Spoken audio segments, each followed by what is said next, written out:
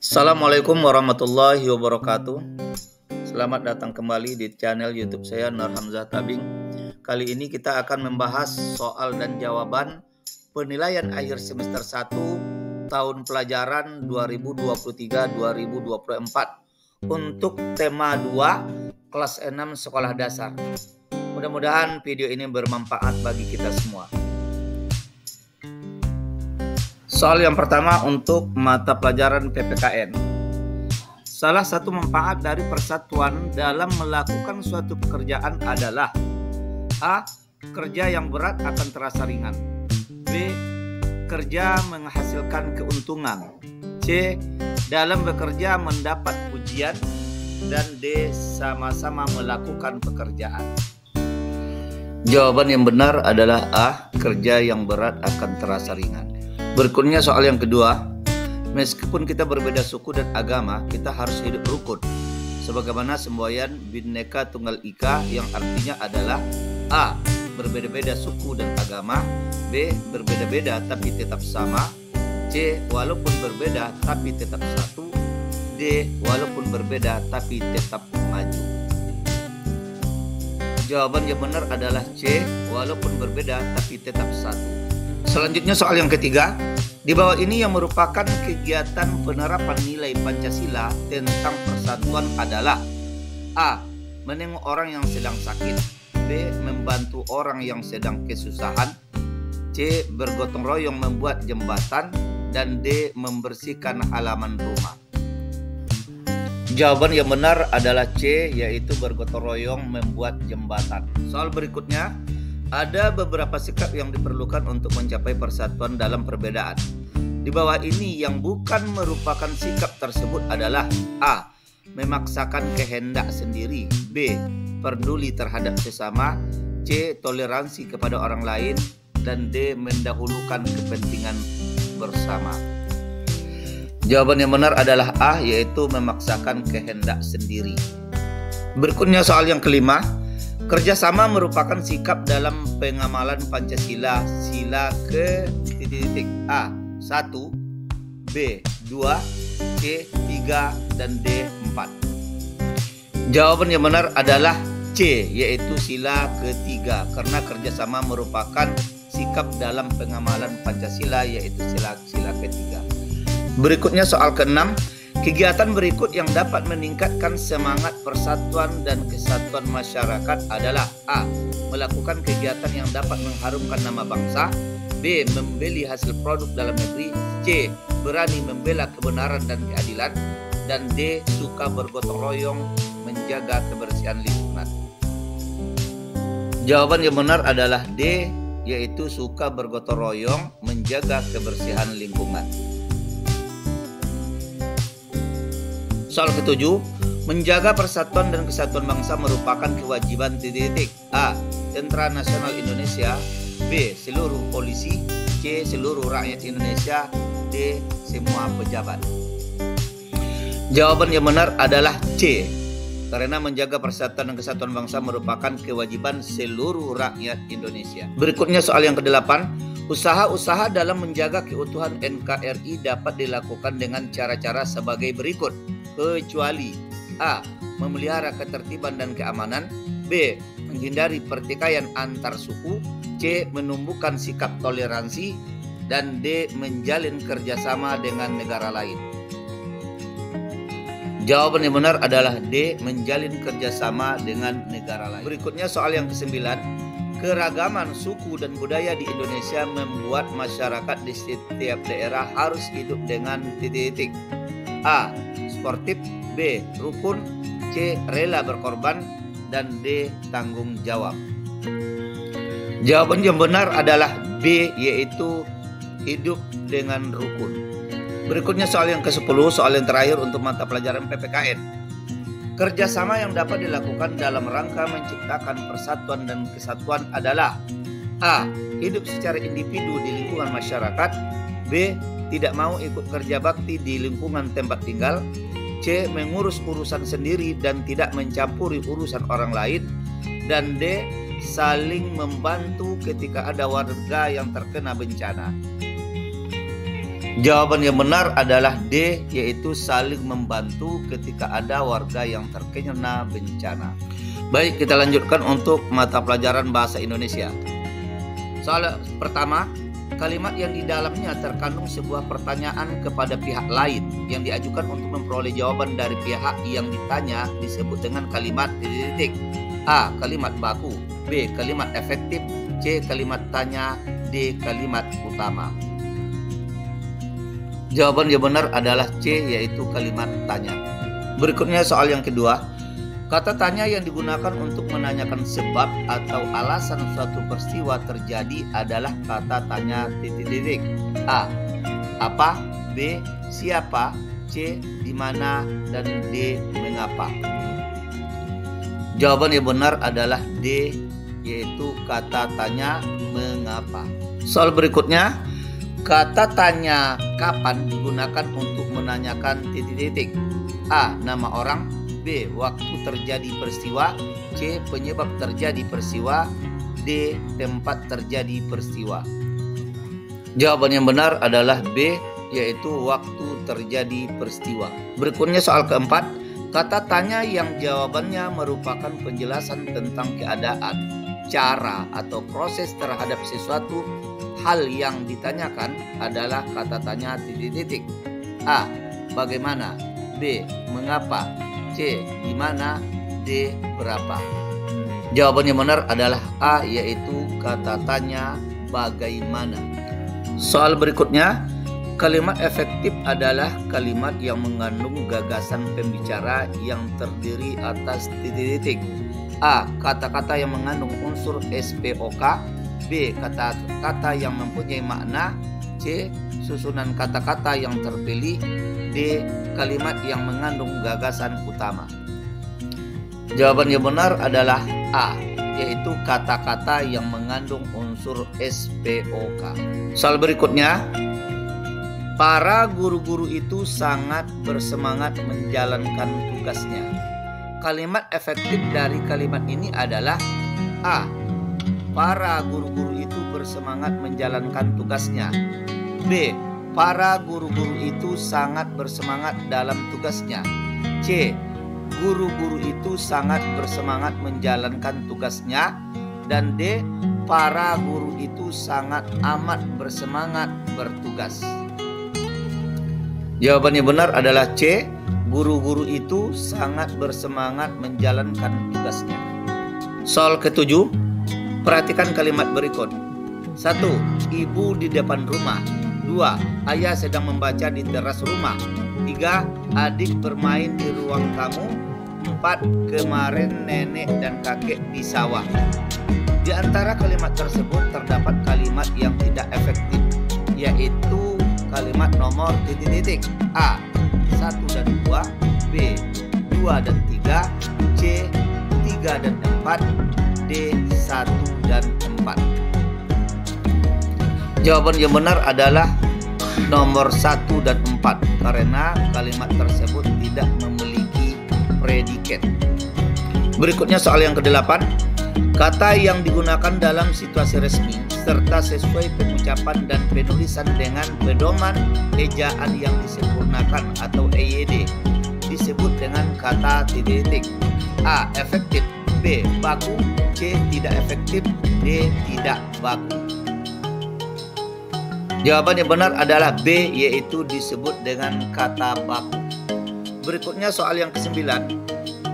Perhatikan kata-kata berikut. Nasihat, apotik, cuma, bubuk, jadwal. Kata-kata tersebut yang termasuk kata tidak baku adalah A. Cuma dan bubuk. B. Jadwal dan nasihat. C. Apotik dan bubuk. D. Nasihat dan apotik. Jawaban yang benar adalah D. Kata tidak baku adalah kata nasihat dan apotik. Berikutnya soal yang ke-10. Perhatikan kalimat berikut.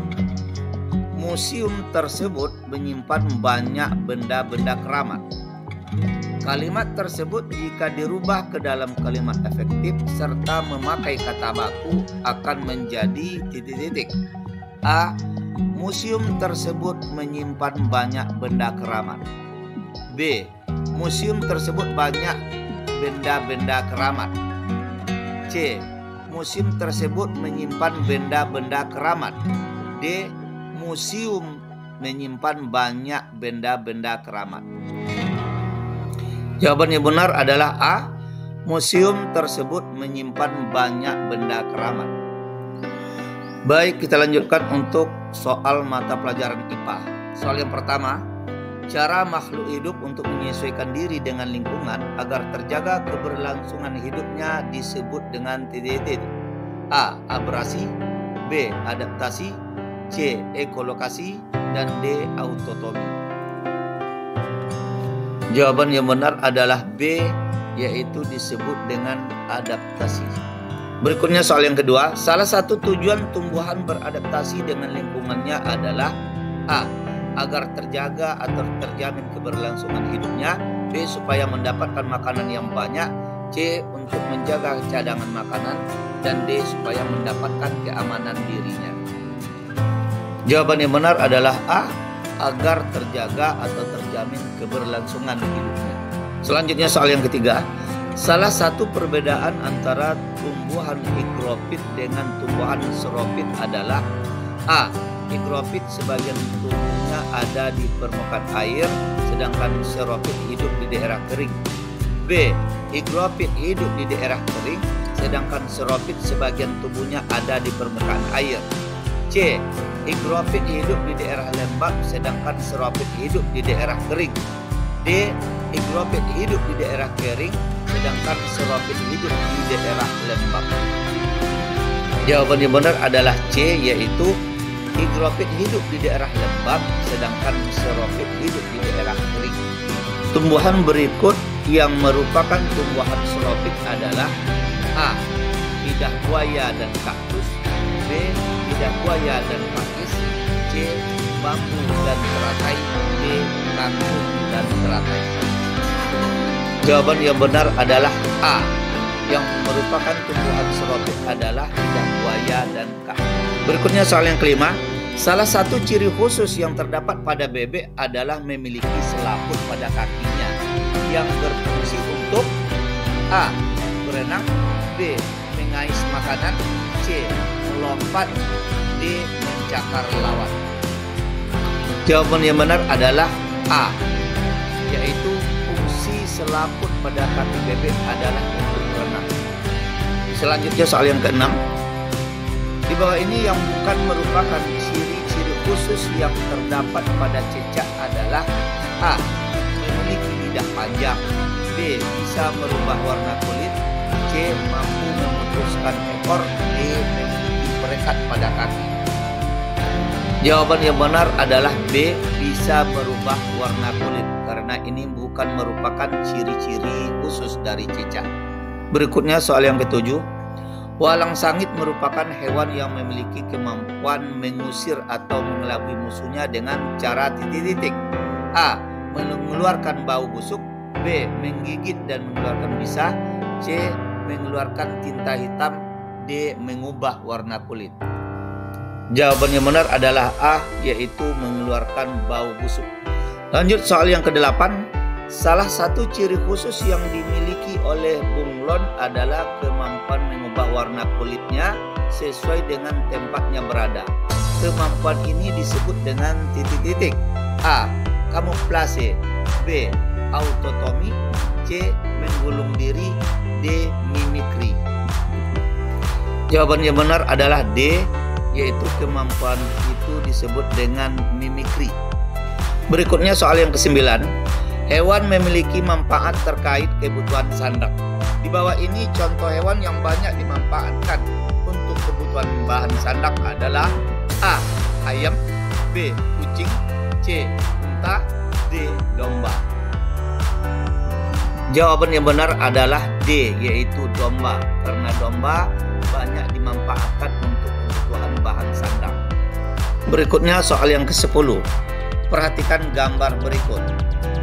Gambar tersebut merupakan salah satu contoh pemanfaatan hewan yang berkaitan dengan pemanfaatan penghasil titik-titik. A. Tenaga, B. Daging, C. Kulit, dan D. Tanduk. Jawaban yang benar adalah A.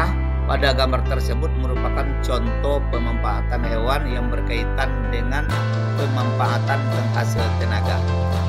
Baik, selanjutnya pembahasan soal untuk mata pelajaran IPS. Soal yang pertama, di bawah ini yang merupakan pengertian dari teks proklamasi kemerdekaan adalah A. Teks yang memiliki sejarah penting bagi bangsa Indonesia. B. Sebuah teks yang bertujuan untuk mendapatkan pengakuan kemerdekaan dari negara lain. C. Teks yang ditulis sebagai bukti kemerdekaan negara Indonesia yang ditandatangani oleh Soekarno dan Muhammad Hatta. D. Teks yang ditulis sebagai bukti kemerdekaan negara Indonesia yang disetujui oleh seluruh bangsa di dunia. Jawaban yang benar adalah C, yaitu teks yang ditulis sebagai bukti kemerdekaan negara Indonesia yang ditandatangani oleh Soekarno dan Muhammad Hatta. Berikutnya soal yang kedua, peristiwa yang dijadikan kesempatan baik oleh bangsa Indonesia untuk memproklamirkan kemerdekaan dari penjajahan bangsa Jepang adalah A. Terbunuhnya pimpinan perang negara Jepang, B. Kalahnya Jepang dalam peperangan melawan Indonesia, C. Karena banyaknya tentara Jepang yang terbunuh dalam peperangan, D. Dibomnya kota Hiroshima dan Nagasaki serta menyerahnya Jepang kepada sekutu. Jawaban yang benar adalah D, yaitu dibomnya kota Hiroshima dan Nagasaki serta menyerahnya Jepang kepada sekutu.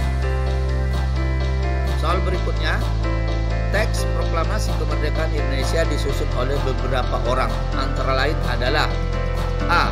Soekarno, Muhammad Hatta, dan Sayuti Melik. B. Soekarno, Muhammad Hatta, dan Ahmad Subarjo. C. Soekarno, Muhammad Hatta, dan B.M. Dia. Dan D. Soekarno, Muhammad Hatta, dan Soekarno.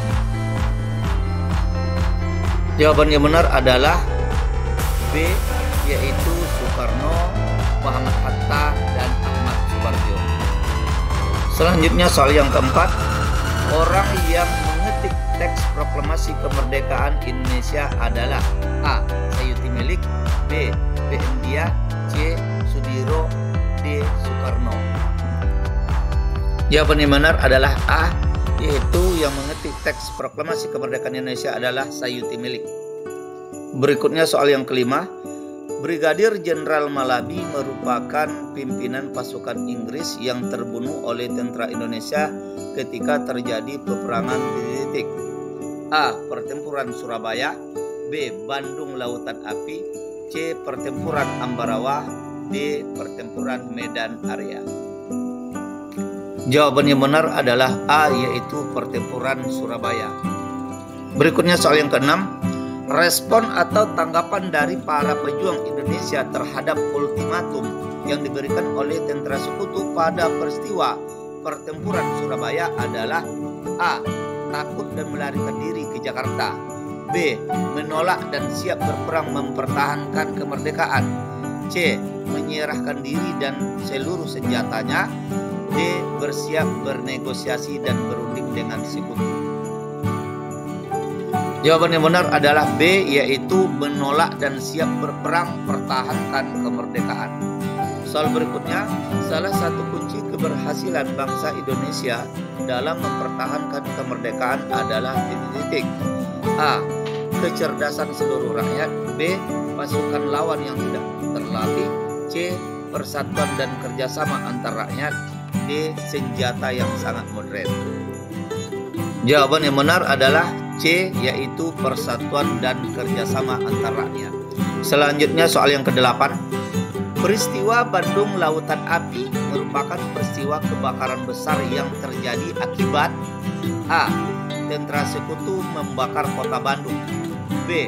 Serangan tentara sekutu yang menyerang dari berbagai arah, C. Terjadinya kebakaran di gudang senjata, D. Penduduk kota Bandung membakar rumah mereka. Jawaban yang benar adalah D. Penduduk kota Bandung membakar rumah mereka agar tentara sekutu tidak bisa memanfaatkannya. Berikutnya soal yang ke-9, Di bawah ini yang bukan termasuk upaya yang dilakukan untuk memperbaiki ekonomi setelah kemerdekaan adalah: A. Pinjaman nasional, B. Konferensi ekonomi, C. Pembentukan badan perancang ekonomi, dan D. Melakukan ekspor besar-besaran. Jawaban yang benar adalah D, yaitu melakukan ekspor besar-besaran. Karena ini bukan termasuk upaya yang dilakukan untuk memperbaiki ekonomi setelah kemerdekaan. Berikutnya soal yang ke-10. Menanami tanah-tanah kosong di Sumatera Selatan seluas 281.277 hektar serta melakukan program transmigrasi. Ini merupakan upaya perbaikan ekonomi setelah kemerdekaan yang terdapat dalam program titik-titik. A. Rencana Kasimo atau Kasimo Plan, B. Pinjaman nasional, C. Persatuan Tenaga Ekonomi, D. Konferensi Ekonomi.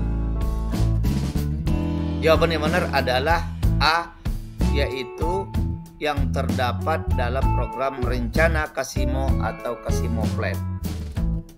Baik, kita lanjutkan untuk soal mata pelajaran SPDP. Soal yang pertama, posisi dalam menari perlu diperhatikan oleh seorang penari. Pengaturan posisi ini dalam sebuah tarian disebut dengan titik-titik. A. Gaya tari, B. Seni tari, C. Pola tari, dan D. Pola lantai. Jawaban yang benar adalah D, disebut dengan pola lantai. Berikutnya soal yang kedua. Pola lantai vertikal merupakan posisi dalam menari yang berbentuk garis. A. Melengkung, B. Melingkar, C. Lurus, D. Miring. Jawaban yang benar adalah C, yaitu berbentuk garis lurus. Berikutnya soal yang ketiga.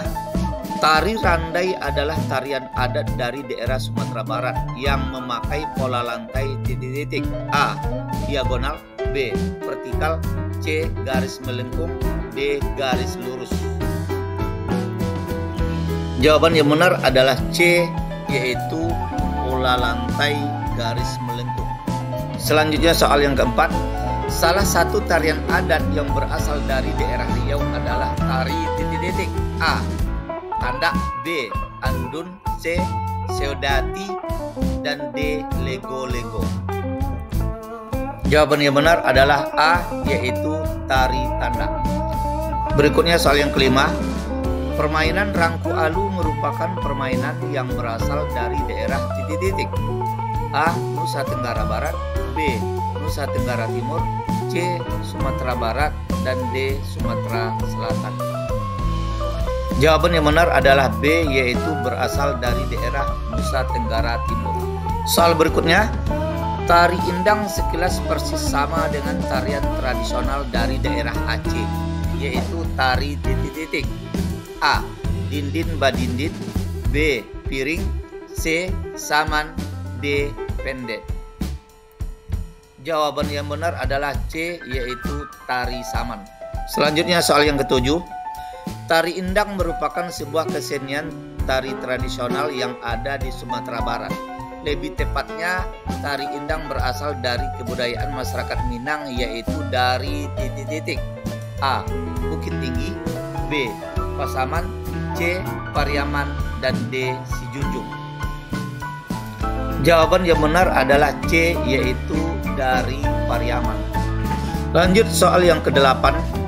Permainan rangku alu merupakan suatu permainan yang sangat membutuhkan titik-titik. A. Pemain yang pintar, B. Dana yang banyak, C. Kerjasama dan persatuan, D. Peralatan yang sederhana. Jawaban yang benar adalah C, yaitu sangat membutuhkan kerjasama dan persatuan. Berikutnya soal yang ke-9. Penempatan posisi penari di atas panggung agar terlihat rapi dan tertata dengan baik disebut titik-titik. A. Pola ritmik, B. Pola tari, C. Pola garis, D. Pola lantai. Jawaban yang benar adalah D, disebut pola lantai. Berikutnya soal yang ke-10, soal terakhir untuk mata mata pelajaran SPDP. Variasi pola lantai diperlukan dalam sebuah tarian agar titik-titik A. Penonton tidak bosan. B. Tarian terlihat lebih indah. C. Tarian cepat selesai. D. Ruangan terlihat sempit. Jawaban yang benar adalah B, yaitu agar tarian terlihat lebih indah. Demikian video pembelajaran singkat ini, semoga bermanfaat bagi kita semua. Terima kasih bagi kita yang telah menonton, sampai jumpa pada video yang akan datang. Dan jangan lupa like dan subscribe.